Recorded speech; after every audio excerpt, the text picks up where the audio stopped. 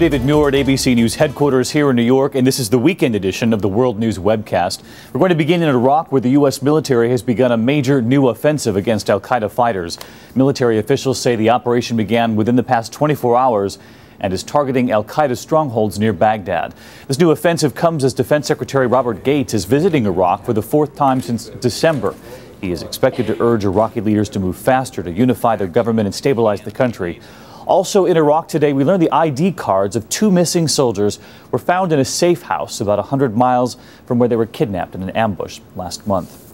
Russian cosmonauts are breathing a sigh of relief up at the International Space Station today. They were able to successfully use a jumper cable to restart 4 of the 6 computers that have been down for several days now. And the machine that scrubs carbon dioxide from the air is also back up and running. American astronauts at the space station are set to return to Earth on Thursday after repairing a tear to one of the shuttle's thermal blankets yesterday.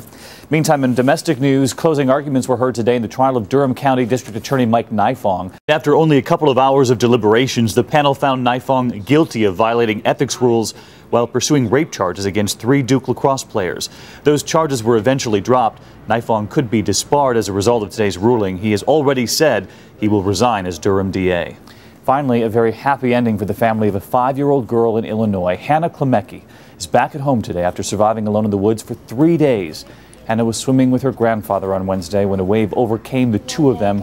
Her grandfather did pass away. Hannah's family feared the worst. Yesterday, though, the little girl wandered out of the woods by herself, somehow finding her rescuers before they were able to find her. She was cold, hungry, some scratches, bug bites, but she is okay.